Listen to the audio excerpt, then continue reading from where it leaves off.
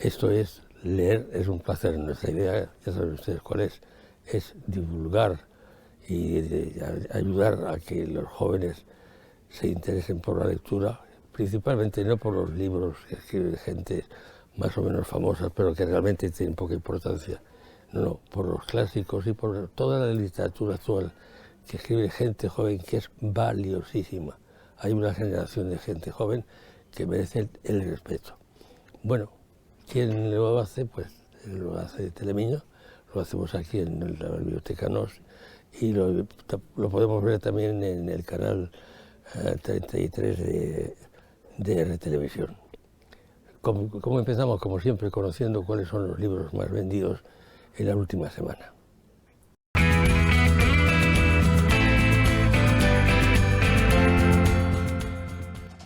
Esta semana los libros más vendidos han sido, en primer lugar, en Editorial Grijalbo, de Jaime Peñafiel, Alto y Claro.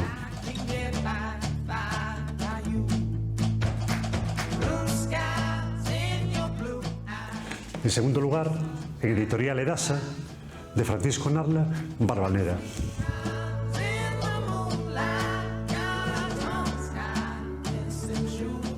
Y por último, en Editorial Alfaguara, de Joel Dicker, su última novela, que es El caso de Alaska Sanders.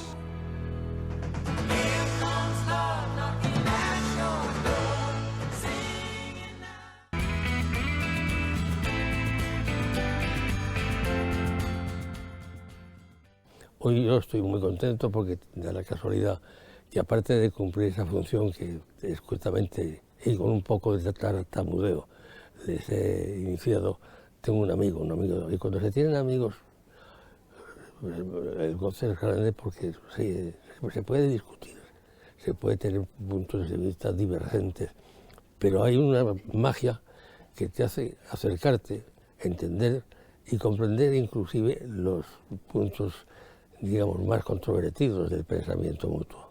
Ese es el caso, y perdonen ustedes que me estoy poniendo muy crucilón, de mi amigo Antonio Vallejo, bienvenido. Pero tienes toda la razón. Gracias por la llamada una vez más y por darme la oportunidad de venir fundamentalmente a charlar contigo y hablar de eso que nos gusta a los dos, los libros. Sí. Pues yo siempre digo cada vez que vengo a este programa, si leyéramos más, seguramente la sociedad no estaría como está.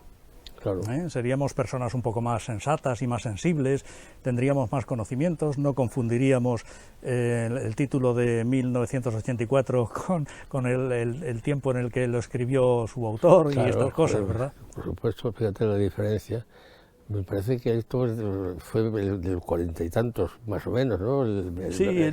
Creo que el libro se escribió en el 49, él murió en el 50, sí, por eso. Y era una distopía a años vista, sí, pensando cómo sería 1984, que por cierto, en mi modesta opinión, esa distopía ha sido superada con creces, con creces, ¿no? Sí, el mundo este de la electrónica, el mundo este cibernético y todo esto, no es solo eso, lo que ha cambiado y ha hecho que la distopía de 1984 sea mucho más intensa de lo que había imaginado Orwell, ¿no? Sí. Sino que la propia sociedad se está metiendo en unos berenjenales que no sé cómo va a salir. Bueno, como ha salido a lo largo de la historia, en fin, ya sabes que a mamporros, ¿no? Claro. Y a mí me parece tristísimo que se repita una y otra vez la historia, porque una vez que la historia surgió una vez, que surge como drama, todas las repeticiones son una trágica farsa, vamos. Pero mira, el otro día estaba yo leyendo, por casualidad, casi hasta podría recordarlo, pero no merece la pena. Un libro importante que todo el mundo piensa que lo ha escrito Lope de Vega y que es Fuentevejuna. Sí. Bueno, pero lo que la gente normalmente no sabe es que hay dos versiones de Fuentevejuna, la que escribe Lope de Vega y la que escribe don Pedro Calderón de la Barca. Ajá. El argumento es el mismo, el Pedro Crespo es el mismo. Sí, el comendador. Sí, el comendador, no sé si era el comendador, ¿eh? No, espérate, no me acuerdo, dice... ¿Quién todos a una contra el poder. contra el poder. Pero concretamente se varía. López de Vega es más UCD, hablando no sé, tienen un ejemplo, no sé si inteligente, pero sí un poquito cachondo, en el sentido de que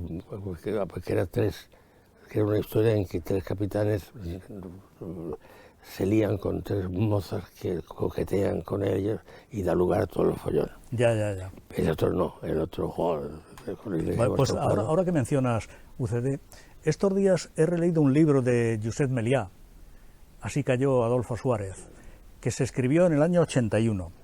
Y en el año 81 Josep Meliá, que no es un peligroso bolchevique, no, todo lo contrario, amigo, era un gran amigo. Un amigo tuyo, y además no es un peligroso bolchevique, escribió cómo la derecha madrileña y madrileñista, la ultraderecha esta que está ahora mismo echada al monte, fue a por la cabeza de Suárez directamente, porque no admitía las reformas inteligentes que estaba haciendo aquel gobierno, y que eran las únicas posibles. Quiero decir, cuando Suárez emprende la reforma del Estado de las autonomías, es la única manera inteligente de articular el Estado, ¿no? Claro. Bueno, pues la derecha madrileña y madrileñista, la misma de ahora, se le echó encima y logró destruirlo, moral, política, y yo diría que hasta físicamente, porque físicamente no terminó bien, ¿no? Yo conocí mucho a él. Lo sé. Era además un tío muy, iba a decir humano, en el sentido de que le gustaba a una señora. Perdón, señores, no puedo hablar mal de un amigo porque toso, pero no lo hago para dar de hablar de él, que voy a hablar más con cariño. Es que tengo tos y estoy jorobado. Bueno, pues te sugiero que releas a ese amigo tuyo, Josep Meliá, ese libro del 81, porque no ha cambiado nada. No ha cambiado nada. Sí, está todo igual, hombre. Pero sí, esta derecha ultramontana, feroz, que no razona nada, contra la derecha moderna y europea. Y si te hablan del 23F, y interpretaciones de quién escribió, quién protagonizó, quién planeó. Según Josep Meliá, no tuvo nada que ver la cuestión militar con la dimisión de Suárez. Tuvo que ver la situación de caínismo que había en la propia UCD y la presión de la derecha más ultramontana, ¿no? De la derecha más tirada al monte, más próxima o más heredera del franquismo, ¿no? Yo creo que lo consideraban como un felón y un traidor, ¿no? Sí, ese era el problema, pero tenían que quitarle la imagen. Claro. O sea, vamos a ver, el problema es que el ejército, que cuando se muere Franco se queda muy triste y muy raro, el sector mayoritario del ejército, pues entonces se encuentran con que de repente pues viene el príncipe y dice unas cosas pues que les hiere, y entonces ¿qué tiene que ocurrir? Por lo que ocurrió, que alguien, y ese alguien, no quiero definirlo, pero quiero sugerirlo, idea el 23F. Tenían... No sé, hay una frase que en este libro de Meliá, que el propio Meliá atribuye a Suárez, que dice que a lo largo de los 5 años en los que ha intentado transformar España y traer la democracia, con la ayuda de mucha gente, pero fundamentalmente fue el impulso suyo y de Torcuato Fernández Miranda, que logró doblegar, o sea, fue doblegado por todos los poderes fácticos, y que al único que se pudo imponer fue al ejército. Después se vio que el ejército, en fin, no estaba tan domesticado como parecía, ¿no? No, pero lo que pasa, lo que creo yo es que el ejército concretamente fue el que quiso dar el nombre del rey, el 23F. Ya. Esa es la tesis, en fin. Fíjate que además qué casualidad que el día que aparece el elefante blanco, que era el que cuidaba flores aquí cerca, el general Armada, pues aparece una mujer de televisión española que hace un discurso muy bonito en Atocha y que es aplaudidísima, que era Rosa María Mateo. Era la única periodista que había en ese momento de la izquierda. Y ya es lo que se buscaba. Si lo que se buscaba era que la izquierda no se comía a la gente, que la izquierda era razonable, que había, como en la derecha, pues gente de extrema tensión, pero que era razonable. Pues yo no sé en qué momento nos hemos ido otra vez al monte. Ahí estamos, no solo nosotros, toda Europa está igual, América ya vemos lo que está pasando y ya veremos lo que pasa en el futuro. Entero. Yo estuve pensando porque siempre me gusta hablar de libros, ¿no? Ahora no los traigo físicamente porque ahora resulta que los libros están aquí, ¿no? Claro. Y hay que adaptarse a los tiempos, o eso dicen. A mí me gusta todavía... A mí el papel. A mí me gusta el papel, y el olor a ojear, sentir el peso del libro, doblarle los piquitos de las páginas.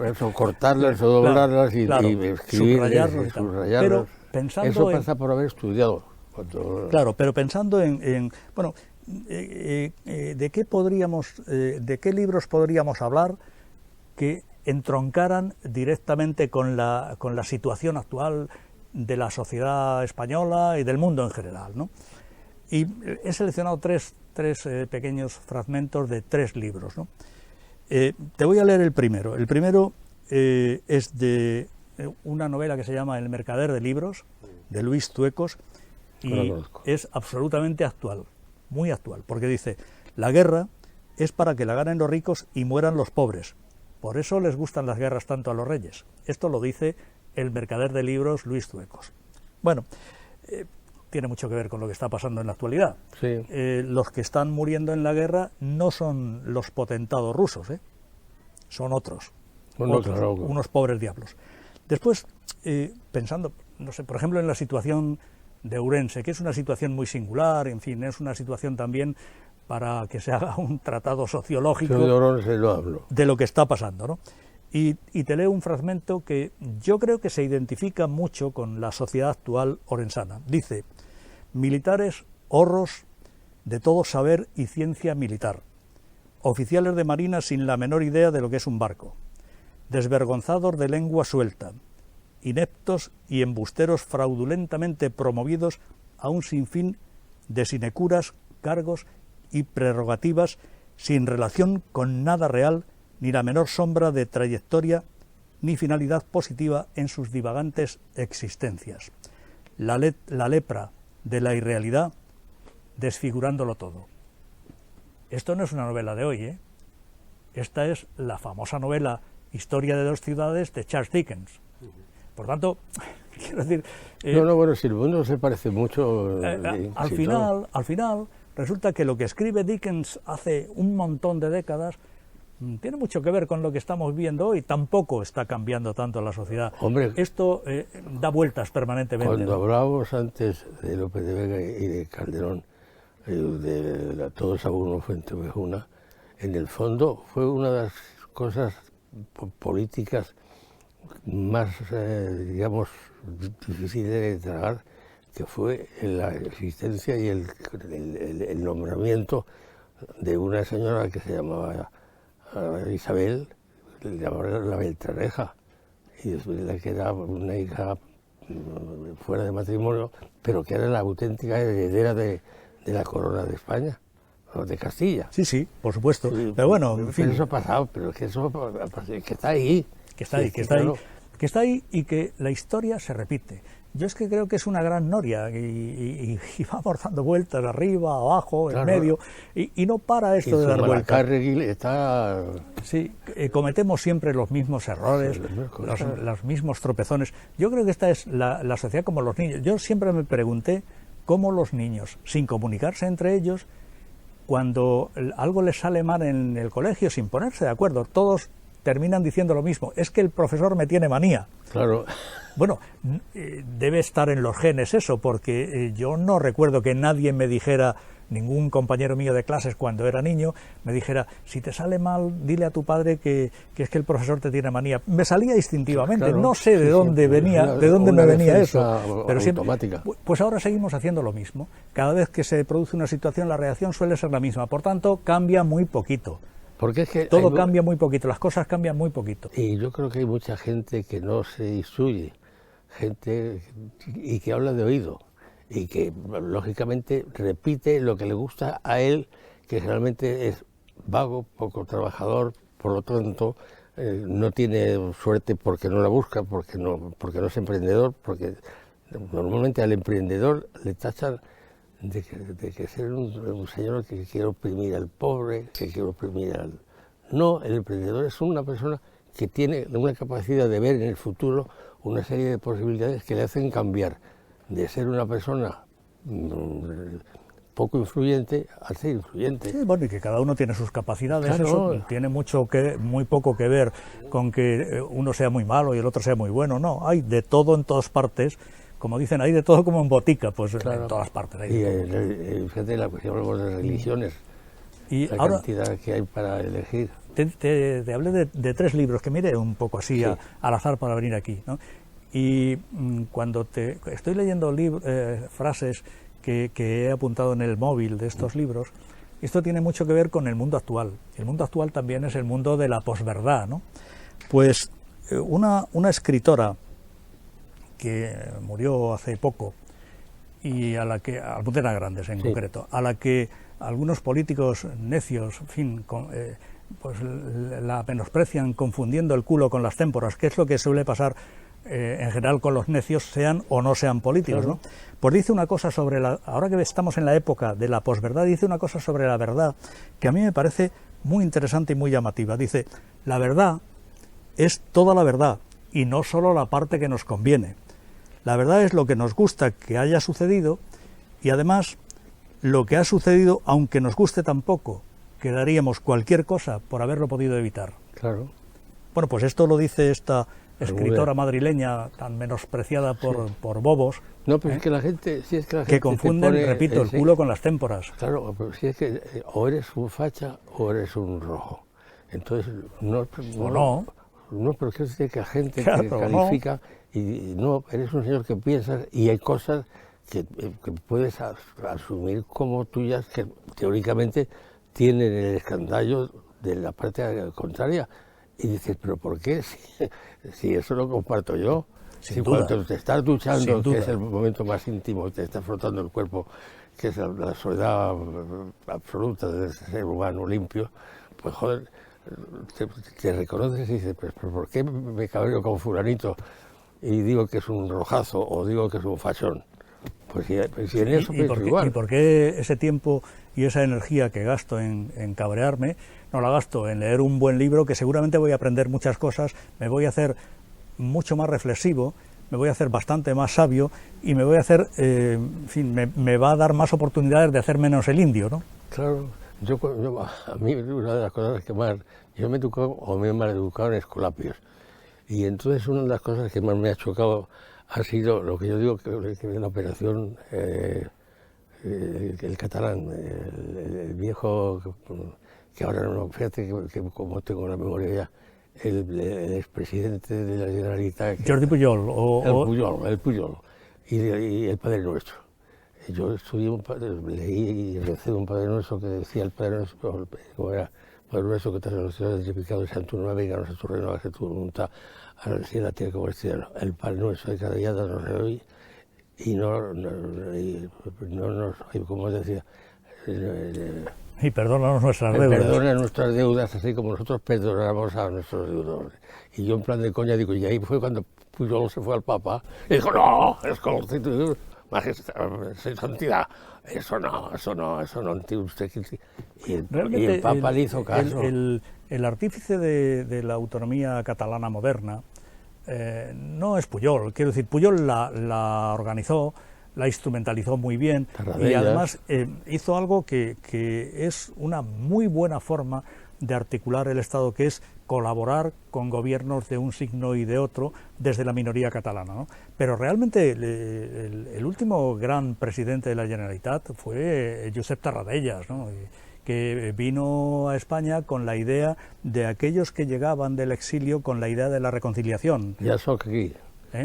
Que dijo ya soy. Sí, pero vino con la idea con la que vino estaba Carrillo. Yo con Adolfo Suárez Claro, que fue con la idea con la que vino Carrillo, Pasionaria, con la idea de Alberti, Josep Tarradellas, con la idea de la reconciliación. Bueno, esto se acabó, tenemos que hacer un gran pacto y tenemos que ponernos de acuerdo en media docena de cosas básicas que nos permitan vivir juntos, porque si no, no vamos a ninguna parte. Claro. Si pasa lo que pasó con Zumalacárregui y con, ¿cómo se llama el otro general? Aquel que le mataron a la madre, el Cabrera, el Maestrazgo, que la gente no se enteró de la cantidad de sangre que corrió en España. Bueno, siempre, solo por defender siempre. A un rey o a otro hay que jorobarse. Pero no solo en España, Enrique, en el mundo porque, entero, sí. Mira, hay una frase de Schopenhauer que yo siempre la tengo en la cabeza, que dice, si excluimos el crimen y la barbarie, queda muy poquita cosa de la historia de la humanidad. Sí, es verdad. Y la verdad es que nos es pasa lo que como más se ha con el repetido. tiempo, y a mí, que nos lo hemos comido entero. Bueno, en cualquier momento nuestro montador me colocará la relación de los libros más vendidos y la relación de los nuevos, los editados. Así que no lo dejo. Ha sido un placer tenerte Un placer, aquí. amigo, como Hemos siempre. llegado al final. Esto ha sido realmente para mí muy grato y les agradezco a ustedes y a mi amigo Antonio Vallejo su presencia hoy en el programa. Gracias, Antonio, y gracias a ustedes, y que viva España, que viva Galicia y que viva el mundo entero, coño. ¡Ea!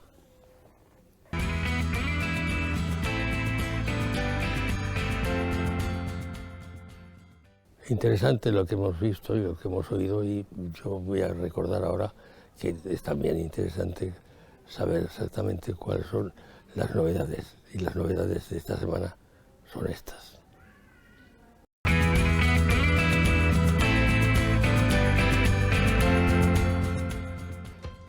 Bueno, pues esta semana las novedades, los libros más vendidos de novedad han sido, en primer lugar, de José Castro, del juez Barrotes Retorcidos, Memorias de un juez, editorial Plural. Retorcido por ser un referente en la investigación. Contra la corrupción política, el juez José Castro, una vez jubilado, rinde cuentas en Barrotes Retorcidos de su recorrido profesional. En segundo lugar, en editorial Galaxia, de Cristina Pato, no día do seu enterro. A raíz da inesperada morte do seu pai, as irmán Raposo comenzan unha viaxe vital para que as leva a descubrir as múltiples realidades da cidade de Ourense, en que se movía o seu pai. E por último, en editorial Planeta de Manuel Loureiro, La ladrona de huesos. Tras ser víctima de un salvaje atentado, Laura pierde completamente la memoria. Solo el cariño de Carlos, el hombre del que se ha enamorado, le ayuda a percibir destellos de su misterioso pasado. Y estas son las novedades de esta semana.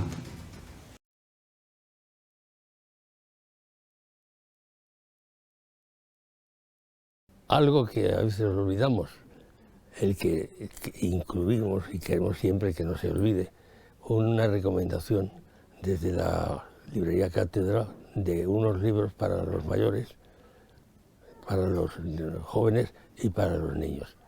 Hoy tocan estas.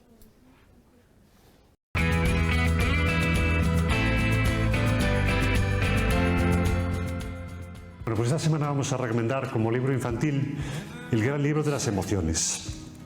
Las emociones, qué gran mundo. Reconocer y saber expresar emociones y sentimientos es fundamental en el desarrollo de los más pequeños. En ocasiones, los adultos entendemos qué sienten, pero no sabemos cómo explicárselo, para que sean capaces de comprenderlo y mejorar. Y este es el libro recomendado de esta semana. With the fire in the heart, decide to give it up, let it fall apart, it's over.